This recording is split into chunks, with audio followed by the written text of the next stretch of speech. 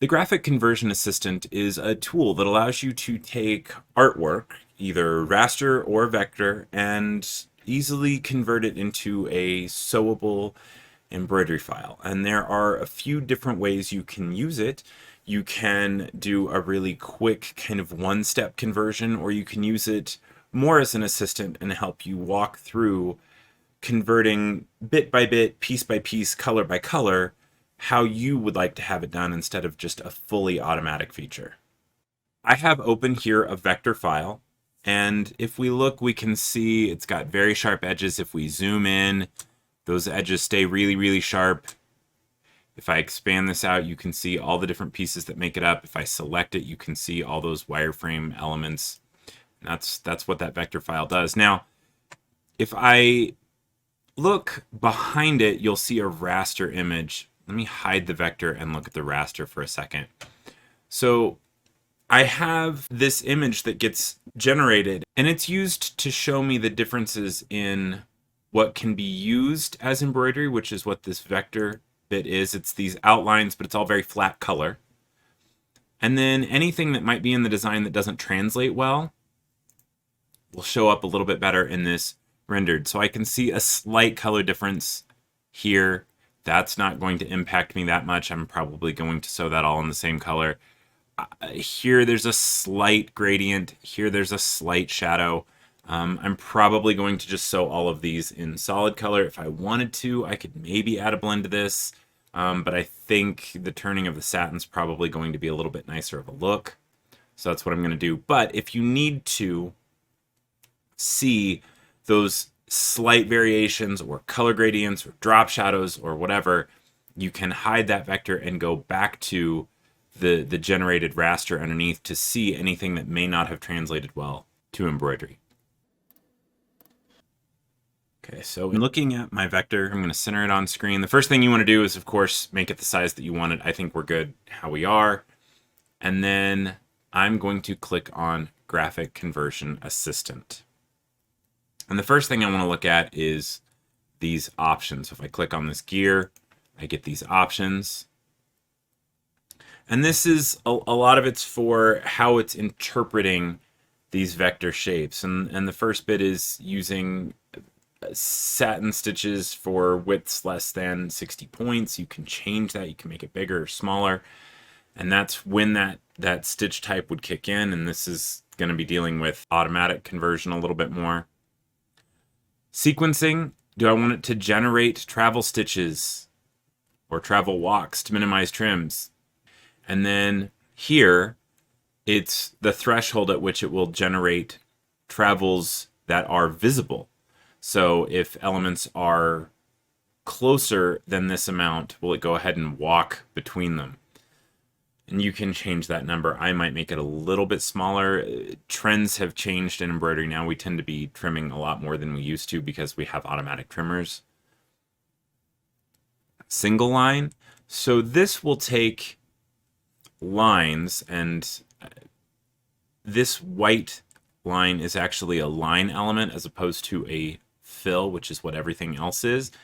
And this is, how do I want to deal with this? If it's a much bigger element, make it a single line. If it's a smaller element, go ahead and make it a walk style. That's what that threshold is. And then this is what to automatically generate it as. And then below that is a filter for outlines. Delete objects that are less than a tiny little bit, 50 points square. Remember that point is 1/10 of a millimeter. So we're talking about pretty small stuff here.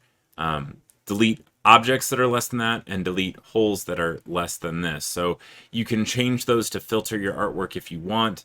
The defaults tend to work fairly well for me, so I'm going to leave them right now. Next, we have how we want to convert this. And are we converting this artwork to embroidery or vector elements? Well, I'm starting with vector, so I'm not going to convert to vector. I'm going to go ahead and go straight to embroidery. But if I was starting with a raster image, I might choose to do that. And then what kind of style am I looking for? And I'm not really, like, it's not, I'm looking for a 60s style or a 70s style or modern, or no. It is the type of properties that I want to apply to my design. So we have options in here. There's things like vector conversion. Well, we're converting from vector. That's probably a good place to start. And because vector shapes are very clean and they tend to just butt up against each other, it will add some pull offset, it will change your underlay, and it will try to adapt the embroidery elements that it's generating to better fit for vector conversion. There are things like heavyweight knits, lightweight knits, and you can apply those for projects that those are more applicable. So here in this drop down, we can see we can go with the project defaults. We can go heavyweight knits, lightweight knits, puff alphabets. So this is not for vector conversion, but it is a style that can be applied if you are using a puff alphabet. You can apply it there. And then vector conversion, which is I think what we'll be using here. Below this, we have artwork options. And the raster artwork filter is not really available right now because we're dealing with vector. But if we were looking at a raster image, you would have different options there. With that raster artwork filter, you've got options such as default. It's going to work most of the time for you. You've got clean, you've got noisy, you've got line art. What do those mean and when do I use them? Well, you're going to probably match your filter to the type of artwork that you have. But if noisy and clean and line don't make a lot of sense as far as artwork's concerned, let's look at these examples and see if maybe we can help with that. Here I have the same file pretty much. It's just I've distorted it and changed it to kind of match those types. And if I look clean artwork, you're going to have fairly high resolution. You're not going to have a lot of artifacts. So the one on the left is looking pretty clean. The one in the middle is looking a little noisy. Now this you're going to find a little bit more when dealing with artwork from the web. A lot of times when we compress files, when we make the image files smaller, you lose some of that clarity, you lose just the cleanliness of it, and you start to gain these kind of artifacts. So this is noisy. It's not completely a flat color. I've got some kind of blurry, jaggedy edges. It's not really what I'm looking for, but that is a noisy type of artwork. And then over here we have line art. And so it's usually a black and white. It is usually very high res, very clean, but it's that black and white aspect that tends to make it line art. So that's what that raster artwork filter is for. You pretty much match it to the style of artwork that you're using, although honestly, default's going to work fairly well for you most of the time. So let's go back to our vector file and move kind of down those artwork options. So next we have the number of colors. If I had some colors that were closer to others, I can change this number. So if I were to go down, if I only wanted a 3-color design, because that lavender kind of cupcake base was close to that pink, it just kind of squished it together to make it its own. All right, let's go back to 4 so we can get back to that original. You can change it going up. There's not more colors in here.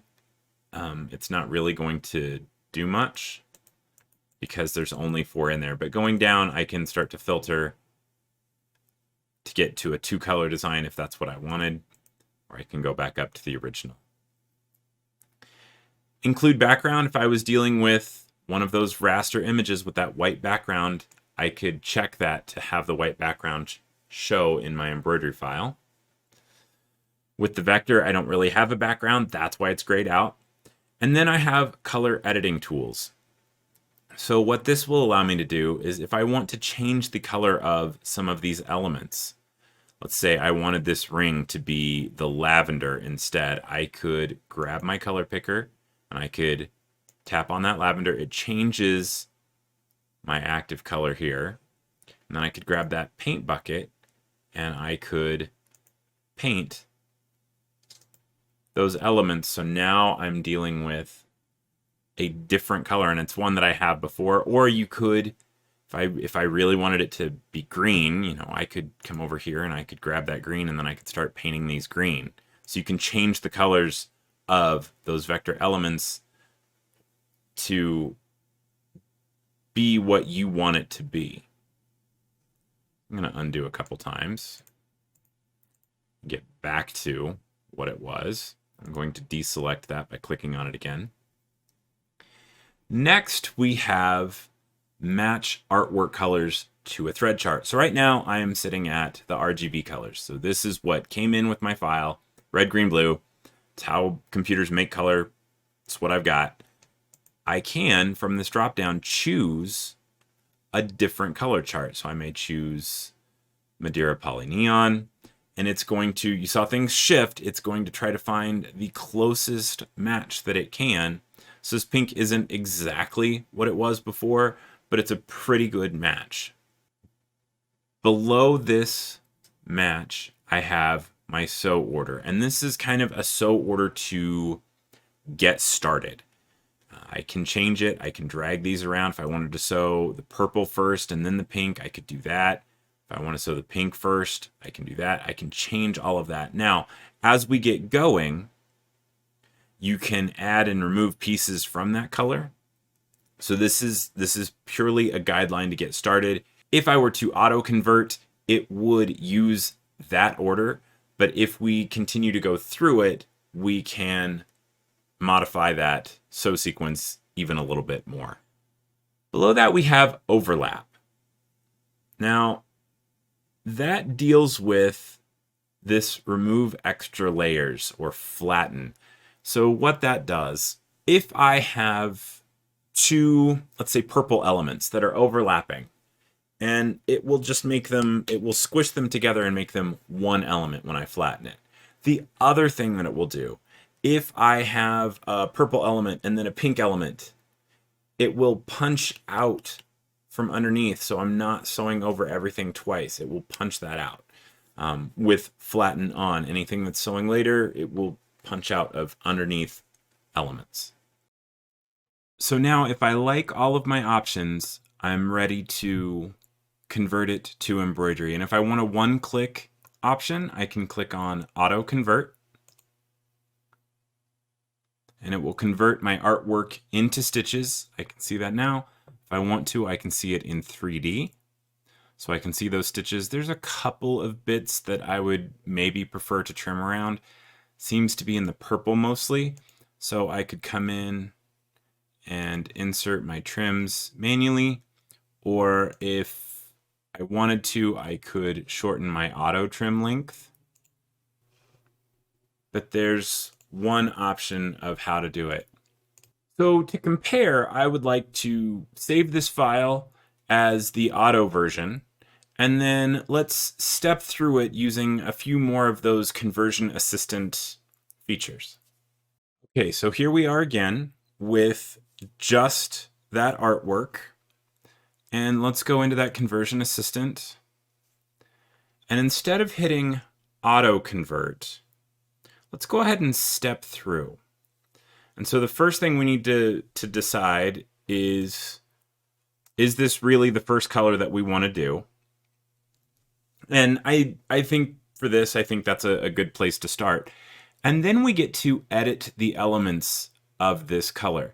So I don't have to do all of the pink at once. And just to kind of keep my registration a little bit better and keep things together, what I think I'm going to do is I'll do the word, the name of the bakery, and then we'll deal with the cupcake and then maybe the outline. I think doing them in those little bits, yes, it's a little bit less efficient. I've got a few more color changes, but I think it's going to help with material pull. I think it's going to help the outline and inlines of the lettering line up. So I think that's what I want to do. So I need to remove some of these elements from this color block. So I'm going to click on this arrow with the minus. That's going to remove the element from the color block. And I'm going to click on the pieces I do not want in here. There we go. And if you wanted to flatten or not flatten based on an individual element, you could do that too. And we'll look at that again with the top of that cupcake.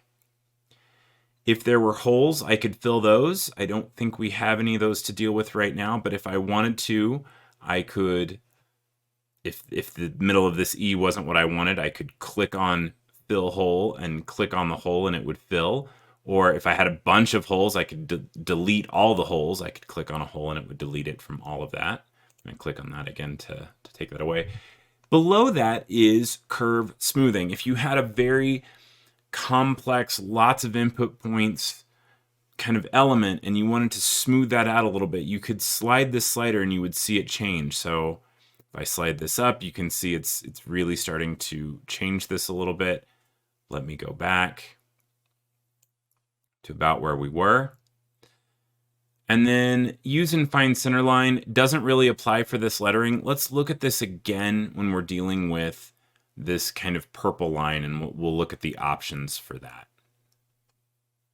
Okay, next we have edit sew sequence. Here it's going from left to right. I could choose to click on this and click on these elements in the order that I want them to sew. So now this is sewing first and then the S. I could also choose the entry and exit point. Now this isn't going to make a lot of sense with this one, but we'll look at it again with perhaps the base of the cupcake, because that has a few more elements to look at. Same thing with the sew order here. I could choose right to left, which is what it's doing right now. I could do center out, which I'm not sure what it would do with these two elements. Or I could do left to right. So if I click on this right now, it'll swap this and you can see left to right. So I'm going to click on this again to deselect my tool. I think we want to go... No, I think we want to sew the main part first and then the S. I think that's going to work. And then do we want to flatten this a little bit? Yeah, I think we're good with that. Let's go ahead and hit next.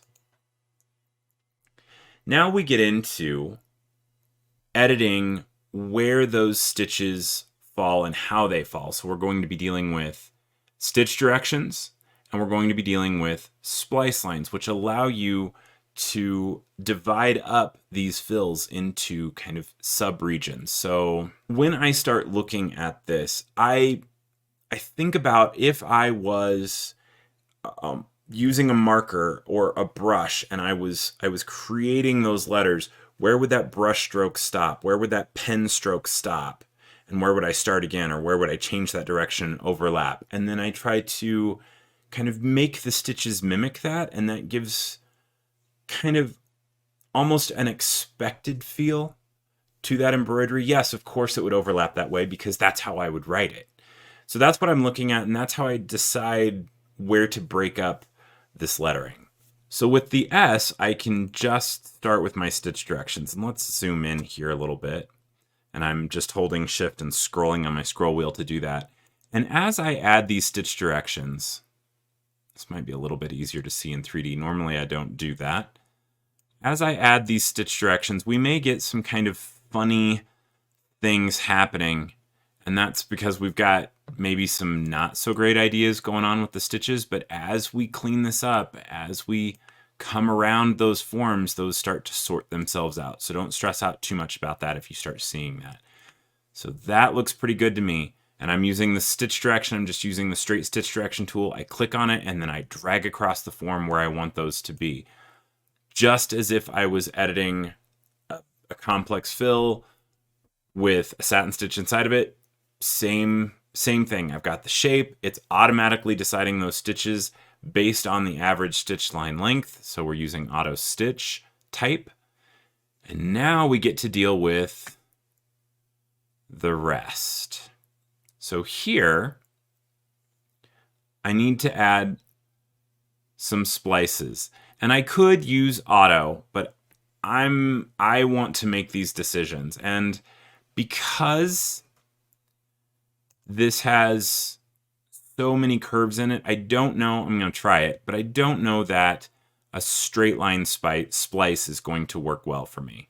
We'll try it. So I'm going to click and drag across the form where I want it to splice. That one's okay. I'm going to try a curved one for the next one. And let's come in here. And I'm going to start kind of right on that line. I'm going to left click, right click, left click to create that splice, hit enter, and there, that's going to follow that form a little bit better. I think I like that a little bit better. So let's move over here and I'm going to do this again. Left, right, left. That might be a little too much, but I can edit it later if I want.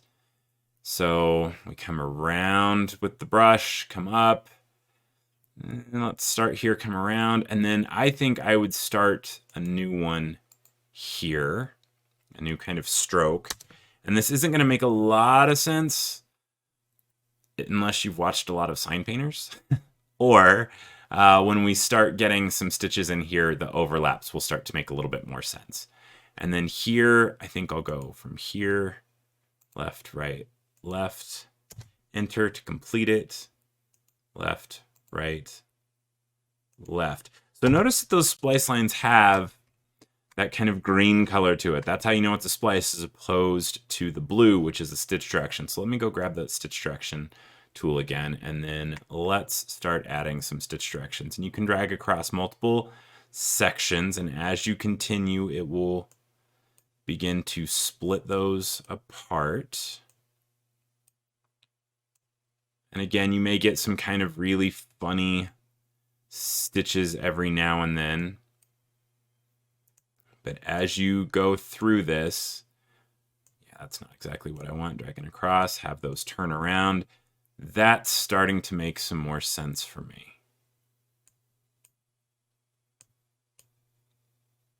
And then I think I would have that stitch direction kind of line up into this one to fall in.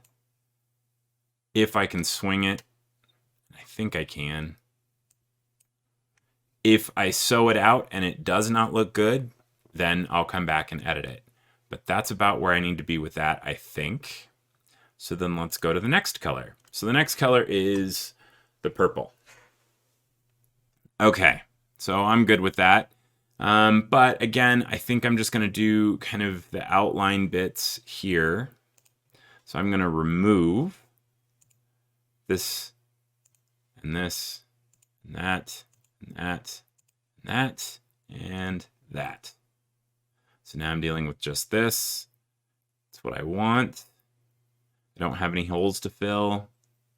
The sew sequence, the dot and then the outline, or the outline and not the dot, the negative space inside the E and then the outline, or the other way around. Could go either way on that. So next, and now we're doing the same thing again. So I'm going to come in and grab that curved splice line. And normally,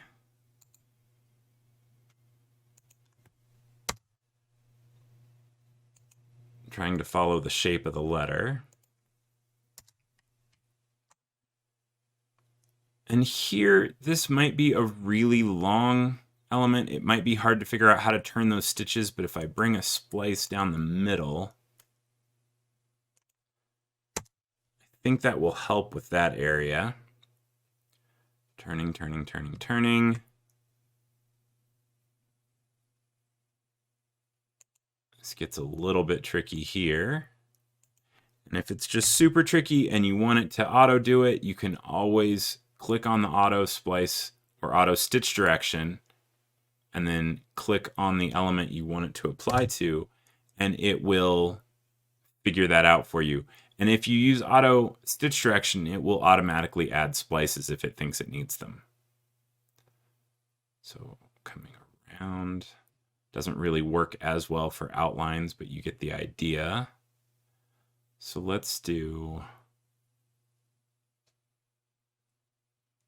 come down this way to come up. And let's have it curve this way. And again, if we don't like it, we can edit it later. I think we can make all those turns work. Okay. I think we're now ready for some stitch directions. So I'm going to grab that stitch direction tool.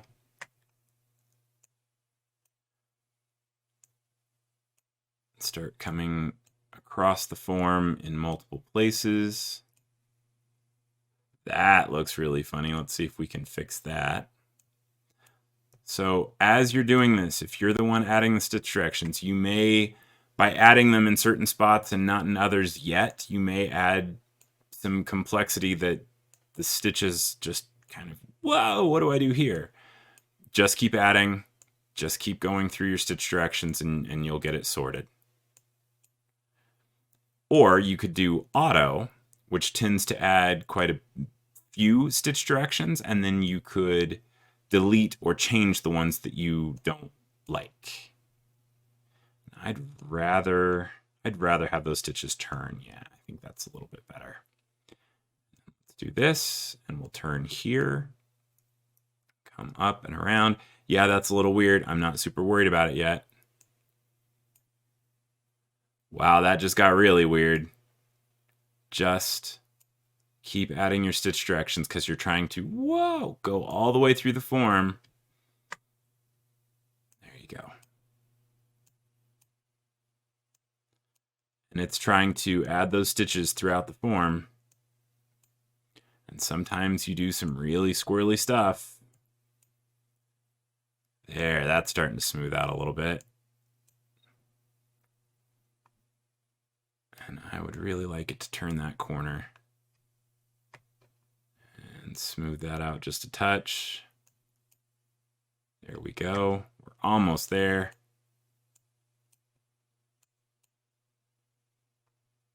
Yeah, I think that's about right. Oh, negative space in the E. There we go. All right. I'm not super worried about that connector. I'll deal with that later. Let's go to the next color. So here, yeah, if I was auto doing it, I would have done that next, but I want to come in and I want to do that white. So I change the order here. If I want to select a different color, I absolutely can. And when I'm done with this, I'm not done with it until I'm done with all of my elements. So I'm going to select that. And it doesn't really do me a lot of good to put the highlight on the top of the cupcake when I don't even have a cupcake yet. So I'm going to remove that element and I'm going to deal with just this. Now this is pretty fun. This is a linear element, and because it is a vector line, not a vector fill, it's going to automatically turn it into, depending on the width, either a single line center or a walk type element. So because that's all I have in this color, as soon as I hit next, I'm on to the next color. It's already done. I don't have to worry about it. Now, had I left that highlight in there, it would have shown up as stitches. It would have already been stitches, but then it would have asked for more information in dealing with that highlight. Okay, so what's next? We've got sucre done, and now we just need to figure out which direction we're going to sew. And I think we should sew kind of the body of that cupcake next. So that was that lavender. So I'm going to go back and select that lavender. And now we get to deal a little bit more with sew sequence because we have a few more elements to deal with. And I don't need to add or subtract any elements. I don't have any holes I need to fill. I don't need to worry about center line because it's not a really regular shape. It's something that I need to kind of taper. But we can deal with the sew sequence a little bit more. So if I click on manual sequencing, I can click on these in the order I want them to sew. So click, click, click, click, click, click. And now it's going 1, 2, 3, 4. It's going back and forth, back and forth, back and forth, which is something you could totally do. You could have it push all one direction and then the other. That would be something like center out. So if I click on center out, it will automatically do it here, there. If I wanted to, I could use entry and exit points. So I could say, you know what, I really want you to start here, but I want you to end over here. And it would resequence. So let's do center out for this. I think that will work fairly well. Or actually, because this is coming up a little bit, maybe we push away from here because that might create a pinch point. Let's go ahead and go from left to right. And so just by clicking these icons or clicking on the order that I want them, I can change that sew order. Next step. And here it's, you know what, let's just do auto stitch type. So I'm going to click, not stitch type, auto stitch direction. I'm going to click on these in any order, and the sew order will be sorted by that left to right that I had done earlier. And it's automatically inputting those stitch directions. If I don't like them, I can come back and I can grab my stitch direction tool and I can tweak them. I can delete one. If I have one of the endpoints selected, and you can see that it's kind of hollowed out and gray there, if I hit delete, it will delete that whole stitch direction line. So if I don't like what some of these are doing, I can go ahead and edit them. I can delete them if I don't like them, or if I just want complete control, I could have put them all in manually. If you really don't like what's going on and you just want to start over with these stitch directions, you can right click with the stitch direction tool selected. You can right click within one of those areas and say, you know what, clear direction lines or clear splice lines. So let's clear those direction lines, and that will clear them all out of that element. So I can clear them out of all of them if I do this one at a time. So you can auto stitch direction, or you can manually do it. If you fail to put a stitch direction into an element, it will create a wireframe element in DesignShop that doesn't have any stitch information in it. So you'll send it over to the machine, and the machine just won't have any stitches to sew. But if you look at it in DesignShop, you'll have that wireframe element with color. So if you're sending things over to the machine and you're not seeing what you expect, it could be that it's missing a stitch direction line. Now, one more trick with the stitch direction tool. If you want it to stop early, or you want to have a full stitch across a section, if you right click and drag with that tool, it will create an end line. And notice the difference, it's red. And I can bring that down so I can compensate for push, or I can straighten out an element using that tool. Now that is with the stitch direction line, and that is in a complex fill shape. You can even do it outside of the form and it will snap to the end. Thought that's pretty cool.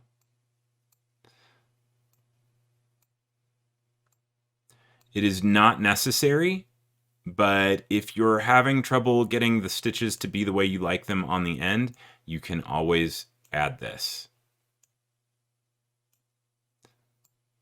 I may tweak some of these after the first sew out. I usually do. Let's stop that a little early. Okay, so let's go to the next color. Okay, is that really the next color we want to do? The highlight before the top? No. So let's go to the pink, because I want to do this pink bit up here. Now, I've got all this detail that's going on top of this. And because I have flatten selected, it is kind of punching out everywhere. For this bit, I really don't want to have that happen. So I am turning that off. Now, let me turn it back on for a second. If I wanted to deal with this, but I didn't want this hole, I could have always just filled that hole by clicking on the fill hole tool and then clicking in there. But I'm just going to uncheck flatten for this. And then I'm going to go ahead and remove the top and the bottom. I'll do those last. Okay, there's only one element. I don't have to be concerned about sew order because, well, there's just the one. Now let's zoom back in, give it a stitch direction. I'm thinking, you know what? I'm thinking a curved stitch direction might be kind of fun here. So I'm going to grab that curved stitch direction line, and instead of dragging across the form, I'm going to digitize it as if I was digitizing a walk or a line element. I'm going to left click, right click, left click to create a gentle curve there. Hit enter, and I think I like how that's swirling. Now with curved stitch directions, I try really hard not to have really extreme curves, just a slight curve. If you get really extreme, the stitches, you can't bend a stitch, so it starts to get a little bit gappy, but I think this will work well for me. So I'm gonna hit next color. And here, you know what? I think we can get away with this. I'm gonna go ahead and, yeah, I'm gonna leave flatten off for right now. You know what? I'm going to remove these because we wanted to talk about center line with those. So we'll do this the way we originally thought. Let's zoom back in here. Now, I want to go from the bottom up. So what I'll do is grab the entry and exit or the automatic, and I'm going to click on the bottom, and then I'm going to click on the top, and it will do them in that order. Now, because I clicked up here, it is doing this element last. It's not going bottom to top, it's doing it by element. So it's starting with this little one, and then it's going to travel around to get to where it needs to go so that it can end where I asked it to. So I'm going to hit next, and let's deal with stitch directions real quick. So I think that'll work. Do I want to turn that or do I want to cap it? Let's try capping it.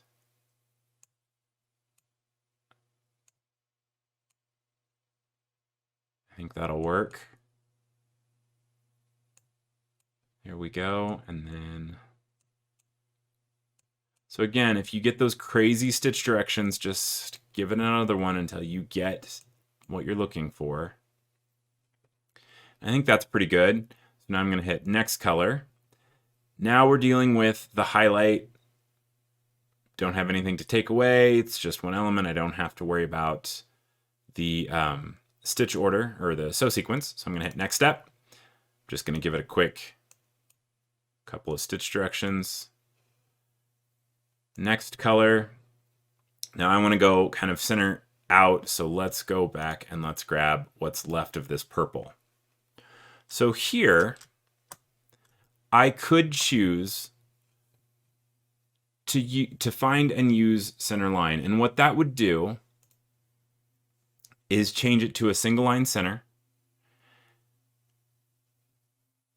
And if I hit next step, it will automatically do it. Now, because it's going to be a single line center, it will not have these rounded edges, but you can control the width just like you would any single line center. So that's an option. And as soon as I do that, you can see, if I zoom in, you can see that it found that center line. So it's pretty slick when dealing with fairly linear artwork that was created using fills as opposed to lines. It can deal with all of that and kind of find that line for you. So if I hit next step, it's already stitches. And now we're dealing with this last bit. I don't need to remove any elements. I don't need to fill any holes. I'm good going center up, so I'm not going to change any of this. I'm going to hit next step. And then I just need to give it a couple of stitch directions. And I think, let me just fit window. I think I'm just going to go one right down here and then one across the middle. And then I may need to give it a few just to fan those stitches just a bit on the ends. And I think that works fairly well for me. So now that we've done everything, when I hit next color, I'm done, and it is stitches. Now you can notice, because I did that single line option, it did square those off. If I don't like that, I can always go back in to the conversion assistant and change it and just add stitch directions to what was there. But I think we're pretty much done with this one. So I'm going to save this, and I'm going to save it with a single line notation so that I know this is the one that I use that fine center line so that we know what it is. But then I'm going to go back in and I will change it to adding stitch directions to that fill, and then let's compare all three. So here we have all three displayed. The left is the auto, and we've got some stuff that, yeah, we could go back in and edit. Maybe with this being all satin, maybe the S would be better that way. And all that would take is just editing these stitch directions a little bit. So all I did was select the element and then grab the stitch direction editing tool here, edit that back in. And you could edit the stitch directions of the outside to make it turn the way that we did when we assisted it. which is here. So this is where we walked through a little bit more. Now this is where we did the single line, find that center line and use a single line center, or we could have used a walk, although it would have been too thin for that. But what's nice about this is, even though the edges are squared off, if I need to make it a little bit thicker or a little bit thinner, I can add a width in here, and I can change it to be whatever I want. There we go. So now it's a little bit thicker if I would have liked that. The other thing is, if I need to edit the shape, I only have one line that I'm editing, not each edge. So it's always even. So that's one benefit of that. It does not have the rounded ends. If we want the rounded ends, then we need to go to the full fill version of it, where we just gave stitch directions to the existing shape, which is what this is. So you can see those differences. Now, we can always go back in and add trims as needed.